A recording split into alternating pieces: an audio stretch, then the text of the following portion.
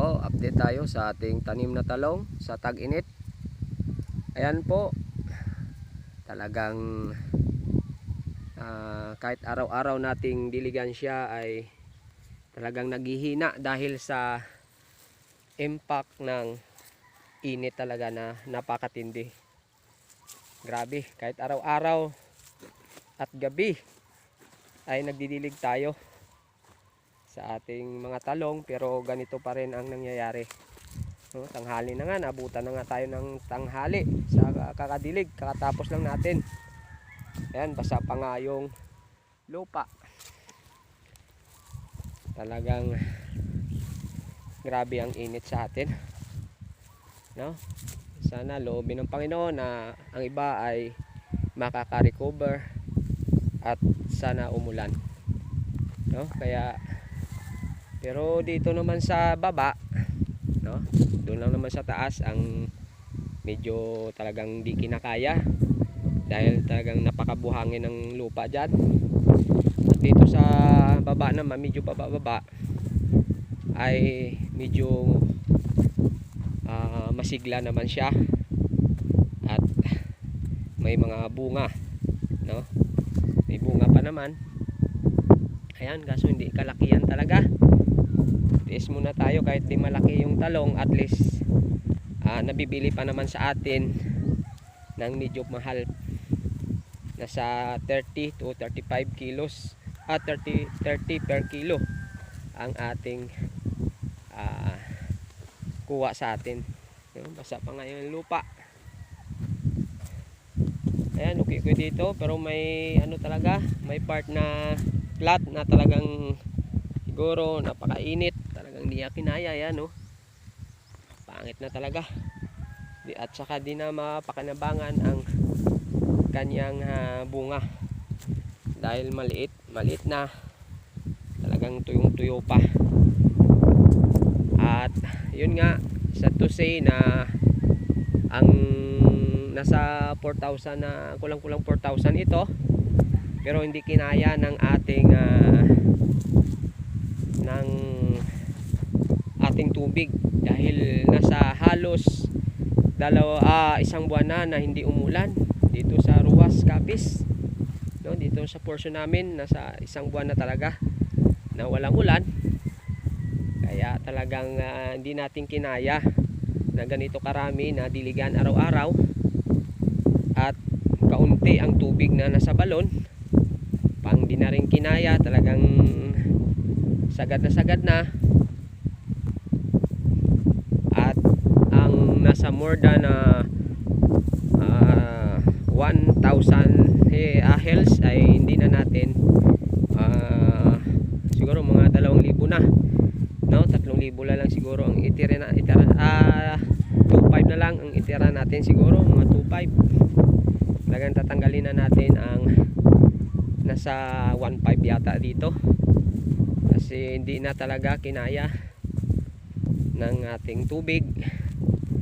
At host lang kasi ang ating gamit, kaya hill to hill ang per puno ang ating didilig, kaya nahihirapan tayo dahil sa dami nga. At pangit pa yung lupa natin kasi mabuhangin, kaya talagang nag-give up tayo dito sa dito na part na. Ayan, dito, simula dito hanggang doon ay hindi na natin dinidiligan, no? 1, 2, 3, 4, 5, 6, 7, 8, 9, 10. Siguro nasa sobra lang 1,500 na puno na hindi na natin didiligan, no?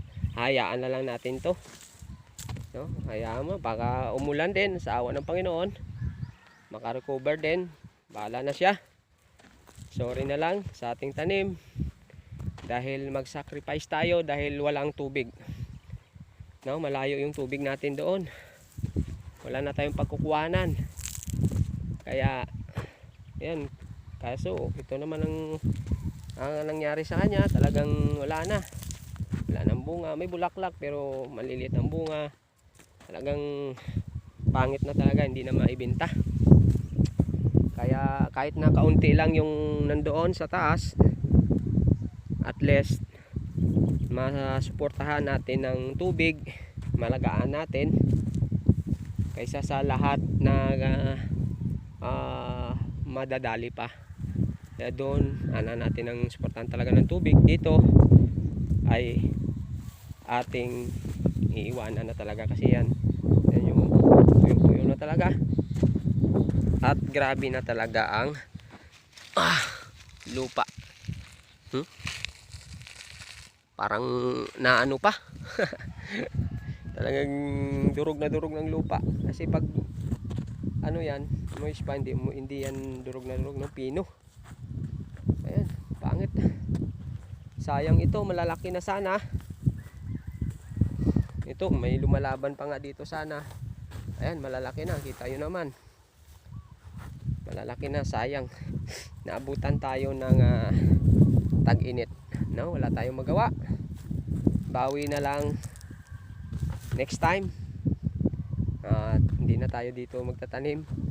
No, nagkamali lang tayo sa pagtanim dito dahil talagang nagtanim tayo sa tag-init, tapos yung lupa ay talagang mabuhangin.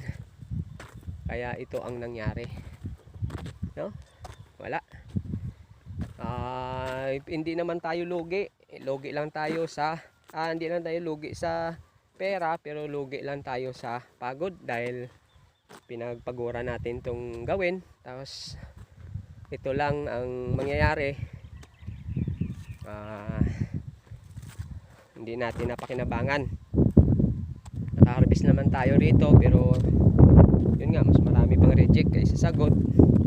Pero yun lang, sa financial okay lang. Kahit na nakapitas-pitas tayo dito,